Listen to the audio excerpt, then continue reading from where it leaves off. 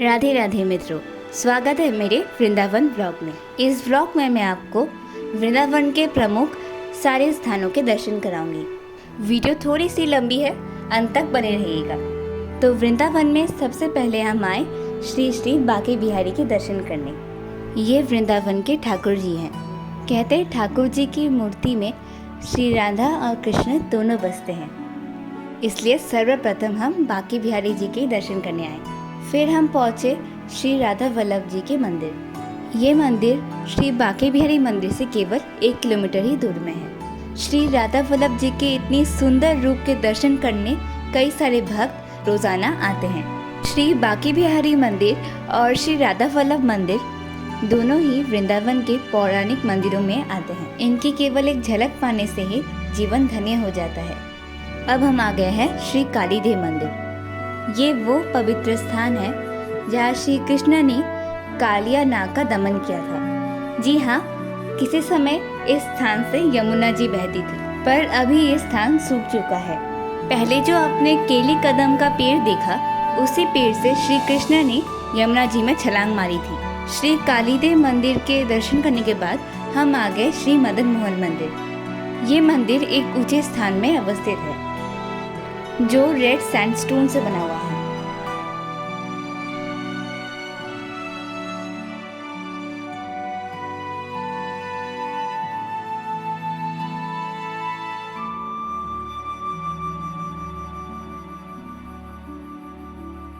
मंदिर के भीतर श्री कृष्ण श्री मदन मोहन जी के रूप में स्थापित हैं, जिनके संग राधा रानी और दोनों तरफ राधा जी की सखियां हैं। वृंदावन की परिक्रमा आप जरूरी नहीं कि चल के ही करें, आप टोटो में भी परिक्रमा कर सकते हैं। मेरे संग मेरी दादी थी, इसलिए हमने टोटो में ही परिक्रमा करी। दूर से आप देख सकते हैं श्री मदन मोहन मंदिर कितना सुंदर लगता है।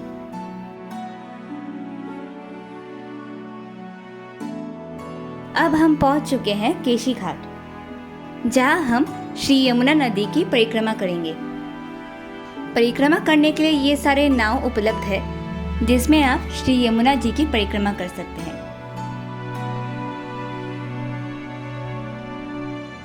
वृंदावन में आके श्री यमुना जी की परिक्रमा अवश्य करिएगा, आपको बहुत ही अच्छा लगेगा, मन शांत और आनंदित हो जाएगा। मित्रों, अगर आप श्री यमुना जी की परिक्रमा करते हैं तो यमुना जी को छू के प्रणाम अवश्य करें। वृंदावन में श्री यमुना जी यहाँ तक कि आप सीमित है, क्योंकि नदी का कई सारा हिस्सा सूख चुका है। अब हम आ चुके हैं इस्कॉन मंदिर, जिसे श्री श्री कृष्ण बलराम मंदिर के नाम से भी जाना जाता है। इस्कॉन का एरिया काफी सुंदर और बड़ा है। यहाँ पर कुछ नियम है जो हमें मानना अवश्य चाहिए, और मंदिर के भीतर शांति बनाए रखनी चाहिए। मंदिर के भीतर आप बैठ के थोड़ी देर विश्राम भी कर सकते हैं।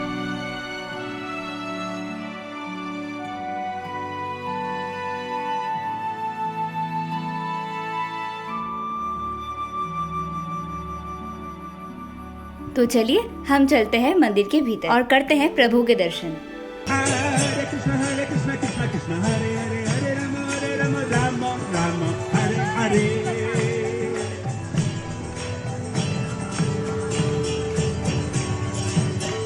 हरे कृष्ण कृष्ण कृष्ण हरे। मंदिर के भीतर आके सब प्रभु की भक्ति में रंग जाते हैं। प्रभु के दर्शन करके हम चले गए इस्कॉन के म्यूजियम में। जी हाँ, इस्कॉन में म्यूजियम भी है, जहाँ आप सुंदर सुंदर चित्रकारी देख सकते हैं, जहाँ श्री राधा कृष्ण के कई सारी सुंदर सुंदर मूर्तियाँ हैं, और जो श्रीला प्रभुपादाय के जीवन को भी दर्शाता है। कैसे उन्होंने हिंदू धर्म का प्रचार पूरे विश्व में किया, इन सब को मूर्तियों के रूप में दर्शाया गया है। श्री गोपेश्वर महादेव की कहानी मैंने अपने आगे के वीडियोस में बताया है, जो मैं जल्दी अपलोड करूँगी। इस मंदिर में महादेव को गोपी के रूप में पूजा जाता है। पूरी दुनिया में ये एकमात्र मंदिर है जहाँ महादेव गोपी के रूप में अवस्थित है। विशेष दिनों पर महादेव के शिवलिंग को गोपी के रूप में सजाया जाता है। ये है श्री युगल किशोर जी। श्री युगल किशोर जी का मंदिर बांके बिहारी मंदिर से 1.5 किलोमीटर दूर में है। श्री बांके बिहारी मंदिर से निधिवन जाने के मार्ग में भी ये मंदिर आता है। यह मूर्ति श्री राधा और कृष्ण के एक रूप का प्रदर्शन करता है। राधा कृष्ण के एक प्राण और एक शरीर को दर्शाता है। श्री राधा और कृष्ण एक है। श्री राधा जी का नाम जपने का अर्थ है श्री कृष्ण का नाम जपना, और श्री कृष्ण को सबसे अधिक राधा जी का नाम प्रिय है। श्री कृष्ण को पाने के लिए राधा रानी को पाना पड़ता है। तो आप भी मेरे साथ प्रेम से बोलिए राधे राधे।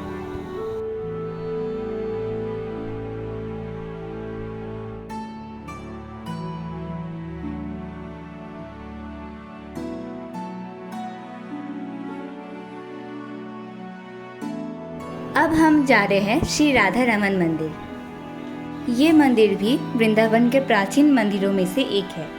मंदिर के भीतर श्री राधा रानी के संग श्री कृष्ण के मूल शालिग्राम की प्रतिमा अवस्थित है। भगवान की मूर्ति अत्यंत छोटी है, पर इस छोटी सी मूर्ति में सबके प्राण बसते हैं, क्योंकि यही सबका उद्धार करते हैं। सब अपना दुख दूर करने के लिए ठाकुर जी के पास आते हैं।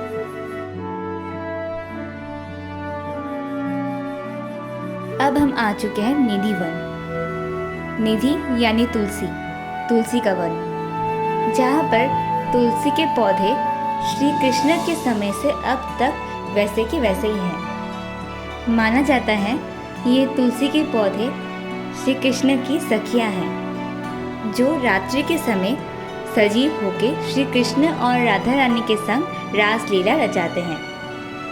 निधि वन में आने से आपको ऐसा प्रतीत होगा कि हर स्थान में श्री कृष्ण है।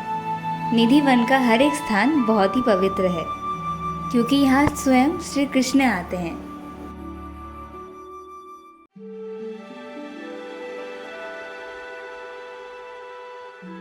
वृंदावन आके हम श्री प्रेमानंद गुरु जी के दर्शन करने के लिए भी आतुर थे।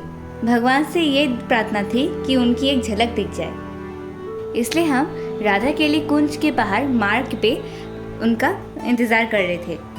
हर रोज़ उनकी गाड़ी यहाँ से ही गुजरती है। आशा कर रहे थे कि उनकी केवल एक झलक दिख जाए। आज के समय में श्री प्रेमानंद गुरु जी ने कई सारे लोगों के जीवन को धन्य किया है। हर किसी को अपना जीवन सही तरीके से जीने की प्रेरणा दी है। हम सबको ठाकुर जी से जुड़ाया है उन्होंने। आज के समय पर वो श्री कृष्ण के रूप है। अगर बस उनकी एक झलक दिख जाए तो हमारा जीवन तो धन्य हो जाए।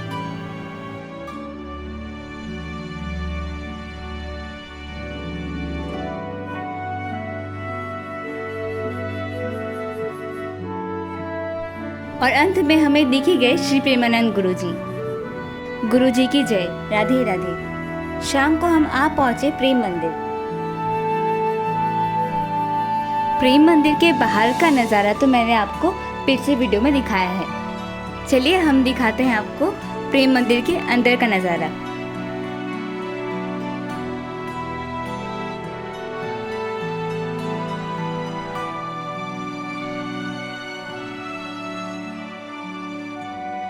मन मोह लेने वाले इन लड्डू गोपाल की मूर्ति तो अत्यंत सुंदर है, और बाल राधा रानी की।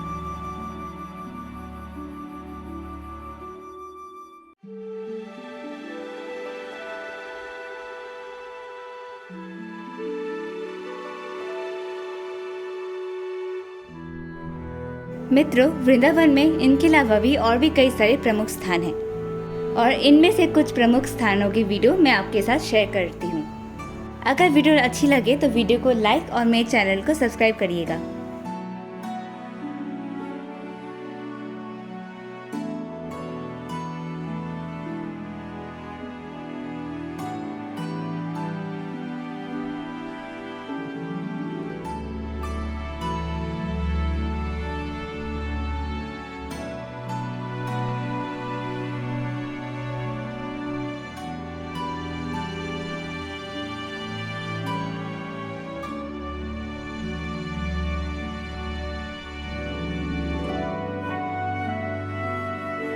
अंत में हम जा रहे हैं श्री रंगनाथ मंदिर। इस मंदिर में एक सोने का खंबा है, और इस मंदिर में अवस्थित है श्री कृष्ण रंगनाथ जी के रूप में। जो सबको अपनी प्रेम और भक्ति में रंग लेते हैं। वृंदावन आके तो मेरा जीवन धन्य हो गया। वृंदावन की माटी, हर गली, नदी और सब स्थान में ही श्री कृष्ण है। राधा रानी की कृपा से ही हम वृंदावन आते हैं और राधा रानी की कृपा से हम इन सब स्थानों के दर्शन कर पाए हैं। तो प्रेम से बोलिए राधे राधे। धन्यवाद।